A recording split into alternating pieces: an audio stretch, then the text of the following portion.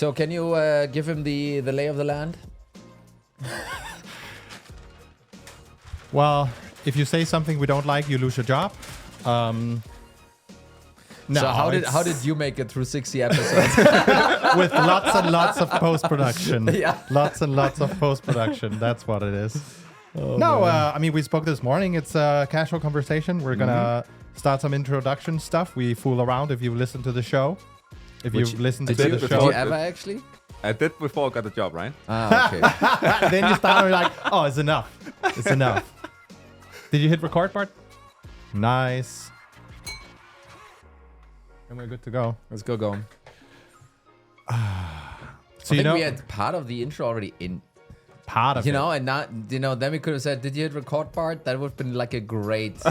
I did record when you said that. I know. I think Yeah, we're it's in the amazing. middle of it right now. Yeah. Actually. That's what the pros do. They record everything. And the thing is, what's so nice about having a guest in the studio is we can actually listen to the intro music. I thought you were while going to say, introing. you don't need to look at me. Well, also that. No, the thing is, it's what I've reflected over going into recording with you two gentlemen this morning was, you know what? We've had some really, really great guests here. And We now, had Jaco Vanderkoy, Sam Jacobs, Chris Walker. Chris Orla, Yeah. all the big, like, top shelf. And then we're like, who else can we get?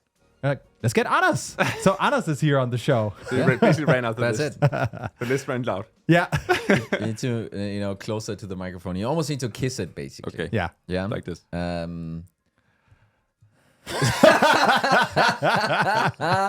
That is Boy, it's funny. different to have someone in the studio. We're used to this being Yeah. remote, looking at a camera with a 10-second delay. You have so much time to kind of listen and respond. But anyway, we have Anas here today. What do you actually do? You're working with us at Growblocks, but what do you actually do here, Anas? So I'm leading the kind of like the analytics team and the implementation team here at Growblocks, right? So basically helping our customers get up and running as quick as possible in Growblocks, and also then help them become successful, basically, analyzing the funnel end to end. And I think as part of the onboarding, there's a bit of a training session basically with some of the users of the customer, where we basically kind of do something akin to a go-to-market assessment, right? And I think this is part of the process that you're obviously leading with newly onboarded customers. And I think that's what we're going to talk a little bit about today. Yeah, I mean, we kind of discussed this was a subject we really wanted to dive into. And as always, we looked at each other and said, are you an expert on this? Like, no. Am I? I was like, no. I mean, Who I can said I could pull it off. Yeah. We can get it done. Yeah. We're not going to be pleased, but we're going to get it done. So we're like, let's actually bring Anas in because you've done quite a few of these assessments. And we want to be able to tell some real stories, not just sit in our ivory tower, which we, by the way, really enjoy. We want to get some real stories out there, what it is, why it matters. And that's what we're going to get into today. I mean, maybe just a little bit of a tee up because I prepared. I did my homework here. Did you now? As always. So there's been a lot of benchmarks and research being dropped over the last 5-6 months because of the times we're in. And recently, OpenView was the latest to the party with their annual SaaS benchmarks. And you and I also discussed it recently in an episode. I think to kind of bottom line it, the cost of growth has just gone through the roof. So we talked about CAC payback is now longer. It takes longer to recoup your customer acquisition costs. And it's gotten really, really difficult. And that's why I thought, hey, maybe doing actually a go-to-market assessment would be a pretty smart thing to do at this point in time because things have changed so much, right? Yes, definitely. And I think, and maybe you can comment on this, I think kind of this change, we've also, I mean, you see this in those benchmarks, you see it talking to people, but we also see it with our customers, right? Kind of teams we had from a year ago and how they went to market, very different from how it's working out today. I don't know, maybe you have like a story to tell there kind of on that end, kind of how that has kind of progressed over the last 12 months. Yeah, but I think it's spot on, right? Because we are definitely seeing that our customers are getting extremely focused on getting more out of every single dollar they invest. So the focus on efficiency is simply just going up, right?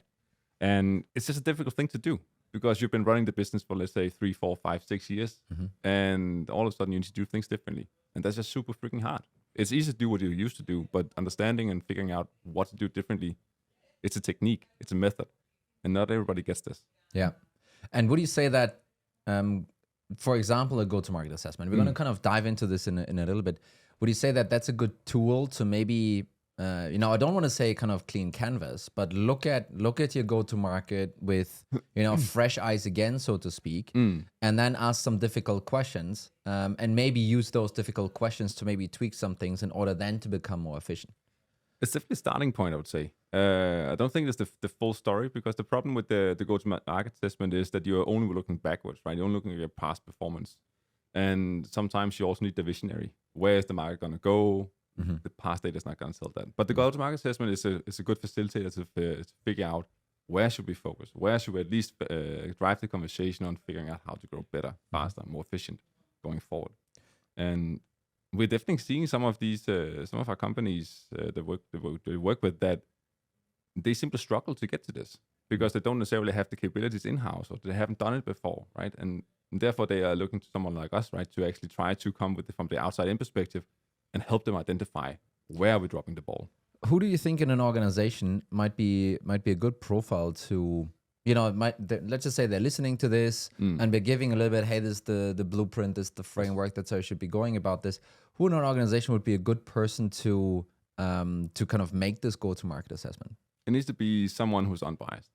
And well, I'm biased, so I would always say it's RevOps that should be doing it, because they are typically the unbiased party, right? They don't have a sales target, they don't have a marketing budget, they don't have a CS target for them, right? So they are typically unbiased. They typically look at it from they don't need to protect the team, right? They can actually go out and look at it from an unbiased perspective on where should they be focusing if they were driving the business. But again, I think also what's important is that they need to also have the mandate, because if they just do this little assessment in an isolation without having the buy-in from either the COO, CFO, or someone else, then it's not going to go anywhere.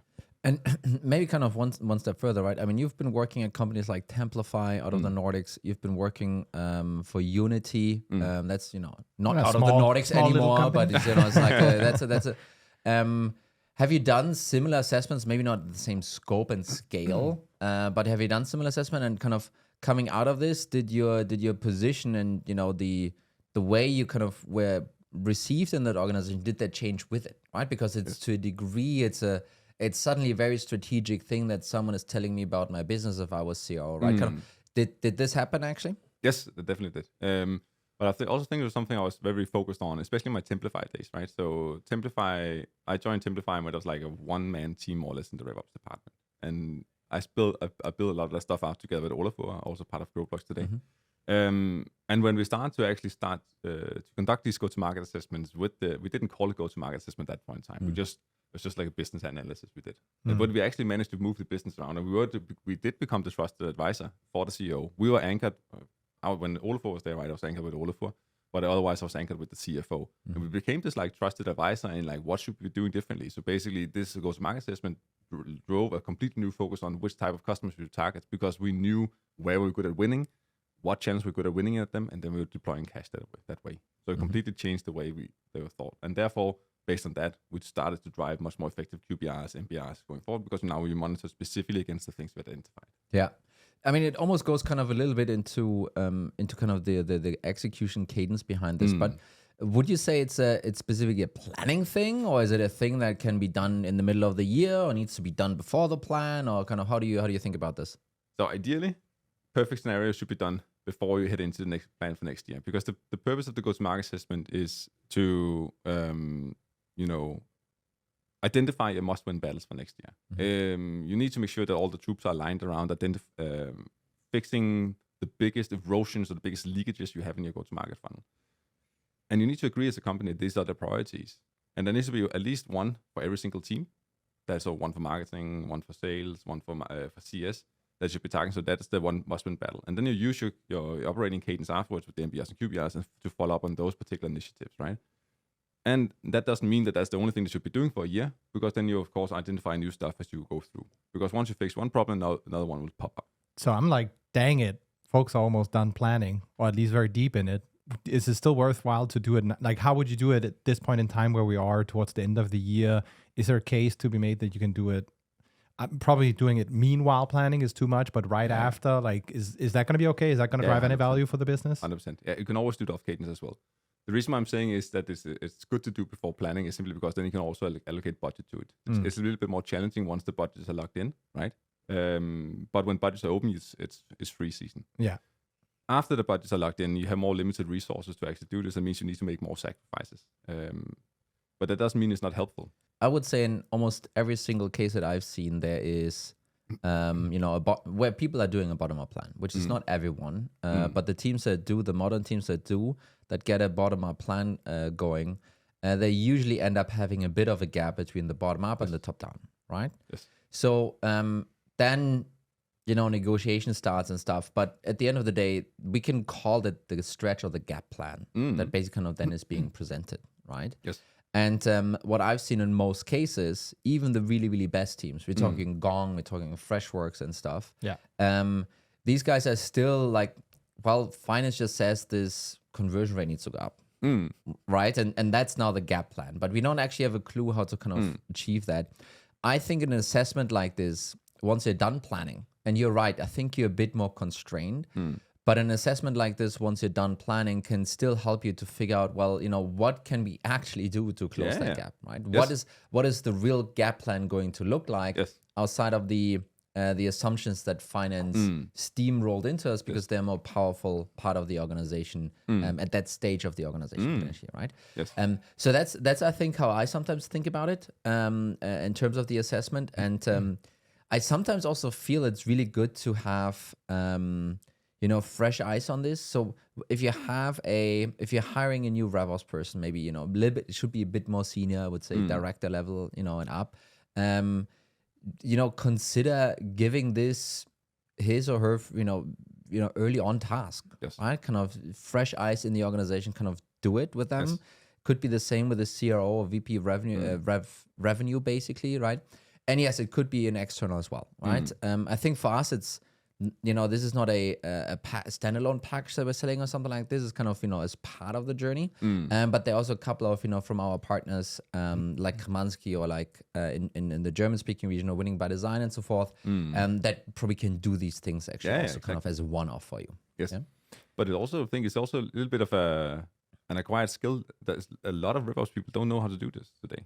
And that's also, I think, one of the reasons why we're doing it the way we do it here at Growblocks. That is, we're actually teaching. It's kind of like a small academy. We don't call it an academy, but it's actually kind of an academy. So once you understand that you have the funnel, how do you then look at it and analyze it on an ongoing basis to identify where you're dropping the ball, basically? So you kind of said most people don't have the skills to do this. Let's give them some of those skills now. Yes. And get a bit into. So we mentioned this go-to-market assessment a couple of times. Can you just help us clarify? What is it exactly? What does it consist of? Let's get a bit tangible here for the listener. Yeah, I'll try to at least. So when people say go-to-market assessment, many think about the new biz funnel specifically because that's typically the one that's the most mapped out. Right? There's more stages, more handovers, blah yada yada yada. So let's focus on that one first. So what is it? Well, basically, what happens is that you typically want to monitor every single handover that happens in the sales funnel. That means from traffic until you actually capture that one, right? That's the first one. And then you go through. You need to look at every single stage where there's a handover happening and understand, are we dropping the ball at this particular point and why? For instance, it could be a very clear case that we typically see is that there is simply a lack of process around some of the most expensive type of leads you're getting. That's from the inbound channel, right? We worked with a company not that long ago. I think it's a couple of months ago actually, where we did this assessment, and for some reason, right, their conversion rates of the MQLs were going down, and when we actually went a little bit below the fold, it was all the trial leads that were simply going down. And what happened was that it was basically because it was a lack of process and inconsistent handling by junior SDRs on the team, which led to a completely downward trend on the conversion rate to meetings booked throughout the year. And it's just a very, very classic example of what you actually find doing the go-to-market assessments, right? Yeah. So, and I think it's to a degree in this case, right, was also, everyone looks at conversion rates and stuff. I mean, this is not, oh, wow, yes, now I know it. But I think what we found is very few people look at the segmented conversion rates. right? And very few people look at those segmented conversion rates over time. Yes. And you basically kind of need to be seeking out that kind of information to sometimes find it. And I think in this case, they were just, without knowing, was kind of this, frog in boiling water or in cold water and then boiling kind of situation where they were just trending down over a year's time, Yes. right? Yes. Basically kind of in that go-to-market assessment, the idea was, well, let's unblend the marketing funnel. Let's see how all of those different, streams are working out. And then see there, we found the conversion rate piece that was deteriorating kind of over a year and was a significant amount of money. Yeah, but to your point, right? So it's obviously not just the sales funnel, right? Kind of it's everything, marketing and sales, kind of new biz, right? There are lots of different handovers, some between people, I feel, and some just between stages or something like this. And they, those steps give you really, really insightful clues, right? So yes, one is the conversion rate. Yes. Others can also be just the time delay. Yes. Right. Just yesterday, we looked at one assessment where I think we saw MQLs to opportunities from inbound be like a month and a half or something. Yes. And it's like, so either there's a data problem, and then that also needs to be fixed, right? Then, let's deploy a project, figure out what this is. Or there's something else going wrong, right? Exactly. Because this was not the typical white paper download. Takes a nurture month or something like this. Those were like trial requests or something like that, right? So I completely agree. So basically, it is actually what the go-to-market session is, just allowing you to fully understand what is actually happening throughout the funnel. Where are you not performing where you want to do, or what you want to be, also based on external past performance, but also external benchmarks, right? There are typically some guidelines you can also get on terms of how many opportunities you typically win. Basically. And then to Tony's point, it's super important that you also do this by channel. And also when you are in the channel, even if you're green on the top level, even if you're doing great, there's always something going wrong. So always go below the fold. Always go in and look, is it one of the different lead types you're getting in? Is the BDRs in one region not performing as expected, right? Is the quality of those opportunities they create of a lower quality than the other regions, right? So always go below the fold. You need to go deep. And I think one cool sign that we found was actually when you see conversion rates with large amounts. So let's just say you have significant sample size. If you see those conversion rates to be spiky, yes, like if they're almost erratic, they're going up and then down and then up again and down again. We were scratching our heads actually, kind of without having talked to the customer, kind of at that point, about this specific problem. We're like, why is this happening? How can it go up and down all the time? Yes. Right. And this is where you just have this, you can't see the forest for the trees kind of situation. And we talked with the customers like, well, it's, this one person is managing this, and he or she has been, a bit grumpy and was on vacation here. And what we learned basically, when you see spiky conversion rates, it's usually a people problem. It's usually a problem that's connected to, how people, run the process in a different way. Yes. And then it's suddenly leading to different results, which, by the way, is scary, but also fucking awesome, because it does tell you that by changing your behavior, you can actually improve or, kind of make things work to a degree, right? Yes. So I think kind of these topics, right? Let's just call them go-to-market erosion or revenue leakage. Those are topics I think when you uncover them in a stable business that's growing, those are nice improvement pieces to find, and they compound over time, right? But actually, sometimes we also run into bigger findings actually that are kind of going a bit deeper than just, or your conversion rate is trailing a little bit off, and maybe you kind of look at that. Yeah, exactly. Because it's once you have actually identified where there's the problem, the solution is not always easy. Yeah. We worked with a different client not that long ago actually, where they continue to, again, their opportunity to one conversion rate continue to tank, right? They were going down and down and down and down, and they couldn't figure out how. And the head of sales was saying, it's because my AEs are overworked, but then we looked at the numbers as well, and they simply were not hitting target, right? So when we then went deep into it, it's like simply the unit economics of that business did not really support that many AEs.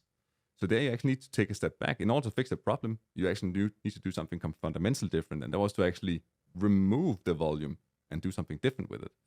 And those type of changes can be scary because it means you need to do something you haven't done before. And that's where making sure to seek external sparring. If you haven't done this motion before, haven't done this change before, make sure you have someone to talk to before you pull the trigger. And also run your what-if scenarios, because if this does not deliver, you need to understand why and why it didn't deliver. Yeah. With clear expectations. And I think this case was still a happy customer and everything. This case is pretty interesting actually, because I think they're still before the 10 million mark, right? They're still in this go-to-market, fit kind of space. And for them, it's really, they have been getting to, where they're now with this motion, and that's great. But now they're putting more fuel on the fire, and suddenly these things are breaking. Yes. Right? Very, very, very common scenario, actually. And now you need to kind of prepare for not just the unscalable time, but for the scalable time. And suddenly this approach might just not be the right thing anymore, right? And with them, it basically was, well, the volume game that you're running, and having kind of people in here and so forth, economically that actually might not work out for the deal size or whatever, right? Kind of we talk about ACVs and motions and so forth. And then we're basically starting to work with them on, well, since you're splitting, you could be splitting the funnel like this. And then, these pieces, you should be figuring out, whether or not that might be the right thing for the AEs to work on. Yes. And this other stuff, boring, maybe this needs to be a more light touch, low touch, PLG kind of motion. Yes. And I think you guys also did, because to a degree there was a sample size where there was actually running a little bit of, low touch already. If I, don't mix up kind of different customers right now, you could basically kind of, hey, if this here could be then applied across a wider margin, how would that then actually turn out, right? Maybe you can elaborate a little bit more on this. So it's actually true, right? So they did have the PLG motion, right? They did have customers signing up themselves, buying the product, and yada, yada, yada. The challenge was that they have tried to move more stuff into the PLG motion before, and they hadn't really succeeded in that, right? So the PLG was more like an afterthought, right? So they were still very much sales-led. The matter of the fact is that they were simply unable to run an efficient machine if they continue to rely on sales-led. So what we actually did together with this particular customer was we deployed what we typically do, which is we call it like the effectiveness framework. That means you need to understand on a granular level, what are you getting out of every single unit you get in?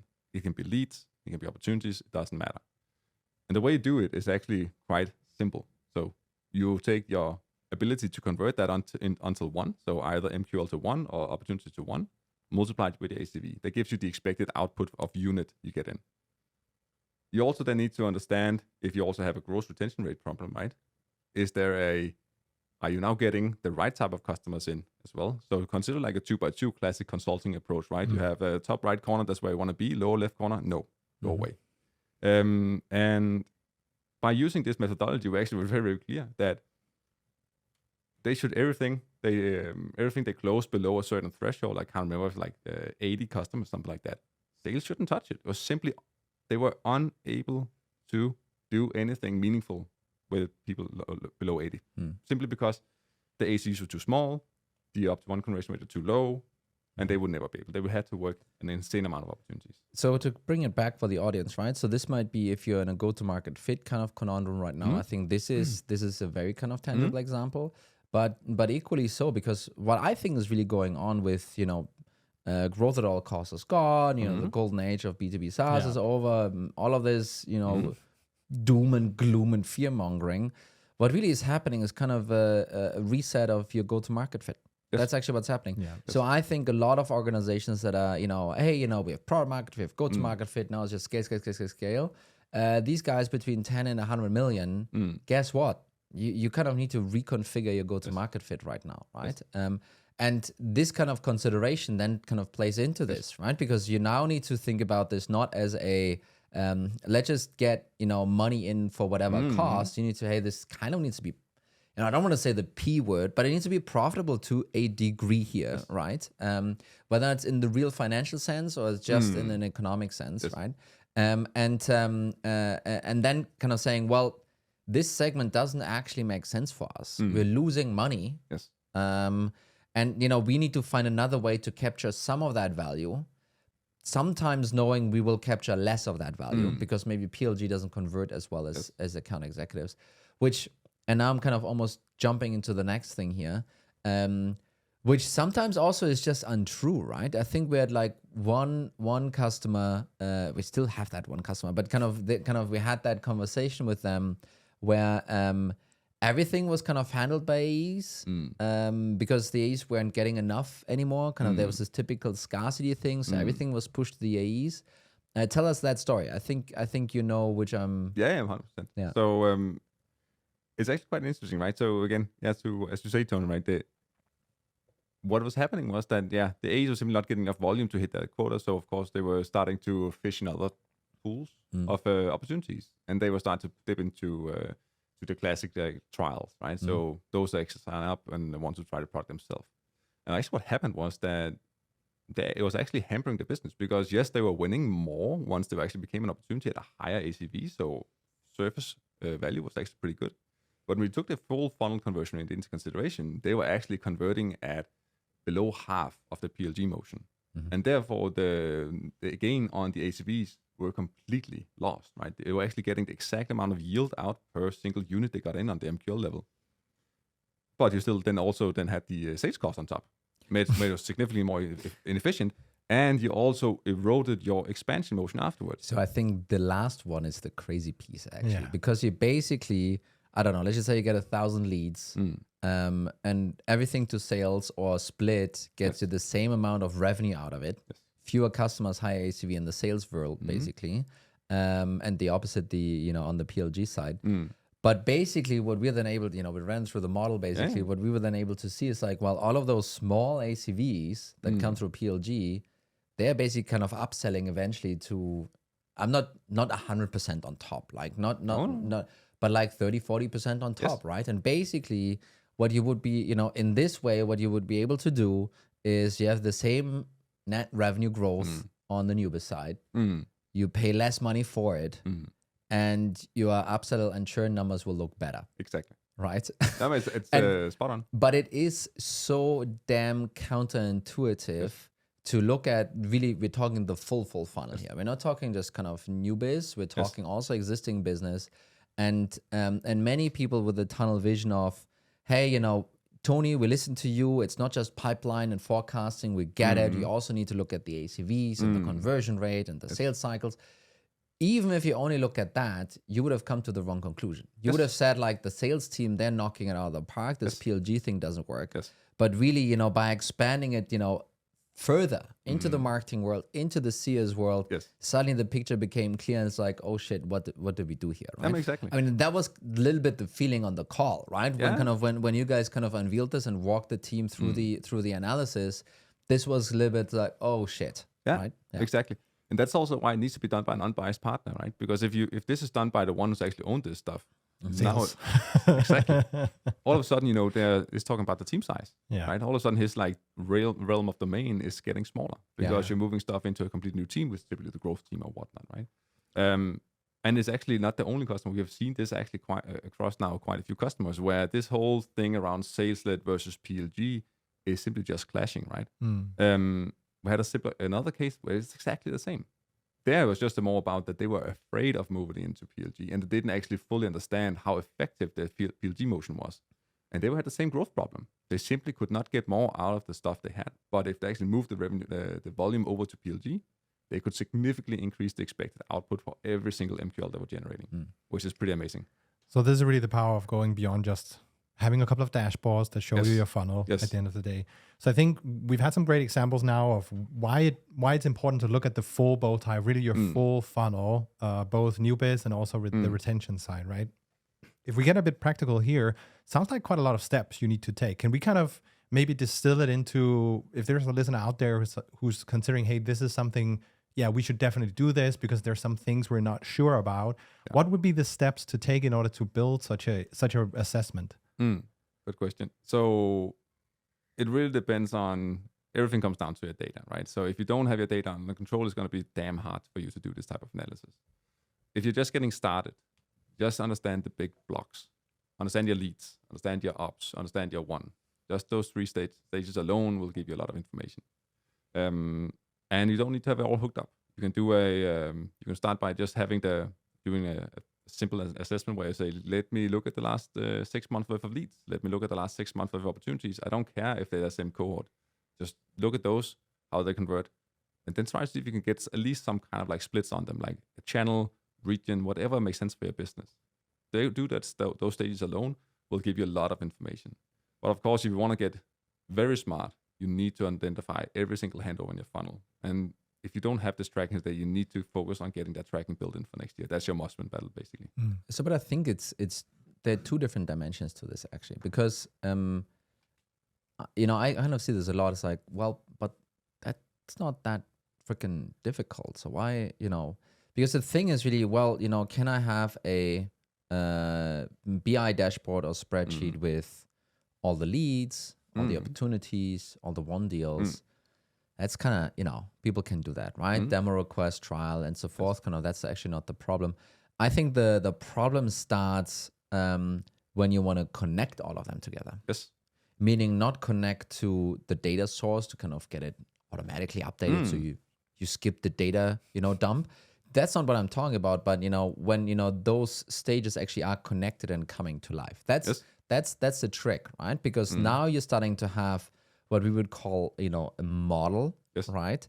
That you can tweak and play with, and kind of suddenly, when it goes beyond the point of you getting it all in your head, suddenly you will see, behavior that you didn't expect. Yes.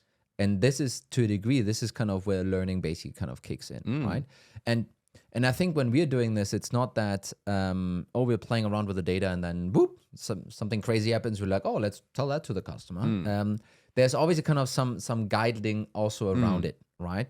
And yes, kind of you need to have your data under control. I think you need to focus on the handovers. Kind of there's lots of gold hidden in the conversion steps, right? And conversion rates. But I feel there's also another piece here that is layered on top that we're kind of neglecting to say, right? There's like I want to say, there's a large amount of like experience. Yes. Looking at this stuff. Yes. There's a large amount of pattern recognition that happens. And then there's just like hundreds of different benchmarks that are kind of tattooed into our brains by now. Where we're not spending crazy amounts of time. For example, yesterday, right? Kind of we sent something to basically kind of to one of our partners, preparing a pitch for their client. And I'm not sure how much time we spent on this, like half an hour, I don't know. But we basically looked at the funnel and we're like, hey, for this ACV band, this conversion rate over here looks bad, right? Hey, for this outbound thing here, and they're only kind of doing so much in kind of value, they should be having a higher whatever, right? And how is that? How can this actually work economically here?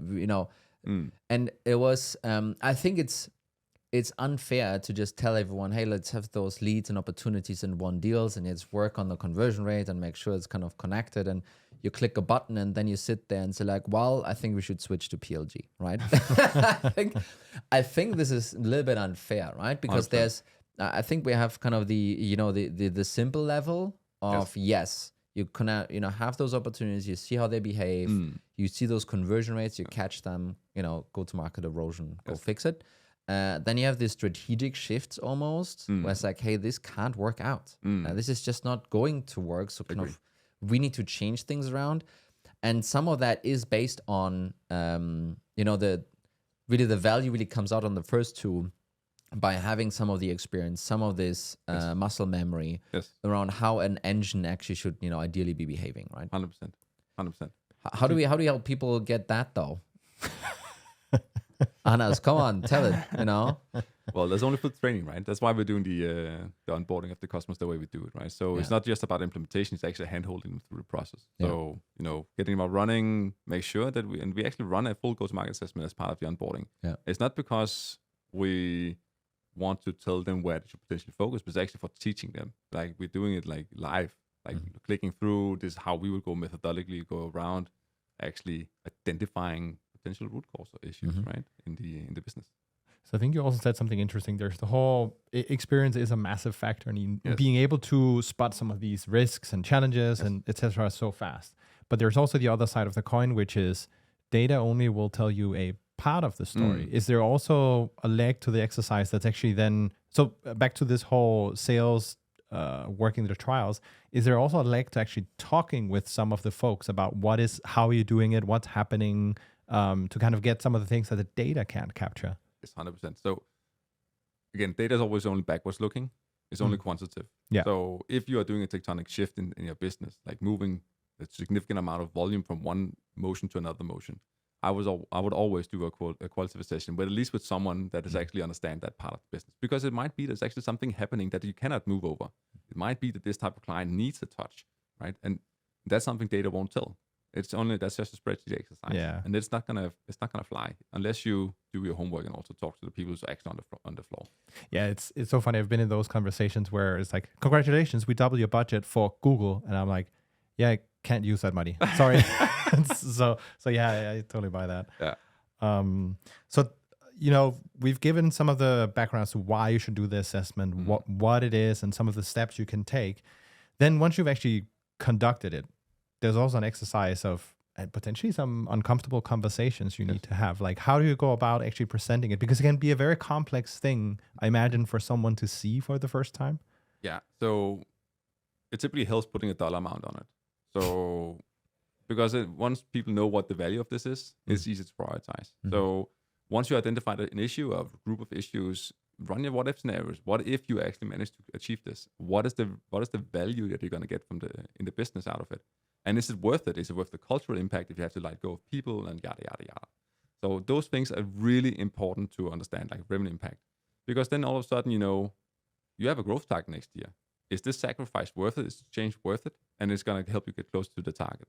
It's also going to make it significantly easier if you actually need to invest money to have to facilitate the conversation with the finance team, right? I need money to do this. The ROI is good because of these assumptions. The business case is already made for you. And then it's also important that you don't do this analysis in isolation. You need to have them in there from the beginning. They need to be on the journey, because otherwise they're going to the first act of the first reaction is going to be defensive, right? You're going to touch something that they own. Why are you doing that?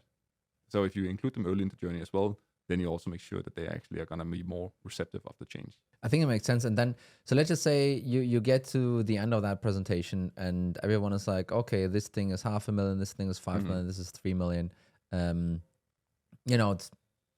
You can always attach like confidence levels and that kind of stuff, kind of whether you can actually execute the change. But you kind of have your prioritized list coming out of this, right? Is this then, a task list, a project list that the team basically should be working on? Kind of, is that how you would be able to kind of then execute this in the end? Yes, I would definitely treat this like a project list. I wouldn't have a long list of this is everything we should do. I think I would pick 1 or 2 per department that they should be focusing on as the must-win battle for the next quarter, half year, depending on the complexity. And then that's what we follow up on. That's what we talk about in the QBRs. Are you on track? And also build a plan around it, right? Yes. So I think actually circling back to one of the early questions, like if you are in planning now or done with planning, does it still make sense? I think it's very clear it does make sense. You might realize that this plan has some fundamental flaws. Back to the case with the whole sales capacity and PLG, right? You might be fundamentally screwing up in your resource allocations. I think that's super powerful, actually. Yeah. That's it. So just kind of wrapping up and kind of going through the conversation here. I think really number one, what is a go-to-market assessment? Anna's kind of helped us obviously kind of to capture that really nicely. I think we had a couple of cool, tangible stories that I think make this a bit more clear what can come out of an assessment like this. And I think lastly, and we kind of sprinkled this in here and there, what is really required to do it, right? Yes, you need to have some of your data under control, but you also need to be able to connect the data, have it in a context, right? And then lastly, you need to have the capability in the team that is executing this to kind of get value from this to a large degree, right? Kind of just if you're too junior and don't understand all these different pieces, I think it's really difficult to execute, right? But ultimately, once you do, really, really cool improvements that you can find here coming out for the business that can be strategic. And then I think that ultimately also elevates your profile in the organization, 100%. right? Wonderful. And I think if you're considering doing such as an assessment, feel free to reach out. We have Anas on the team, who we're just gonna bunt you over to, or Tony. I mean, he can get it done. What's his words? If you ask really nicely, I'll be on those calls. Yeah. Anas, thanks so much for joining us. It was Thanks, a pleasure. Tony. Thanks, Anas. Thanks, Thanks, Mikkel. everyone. And thanks, everyone, for listening. Bye-bye. Bye.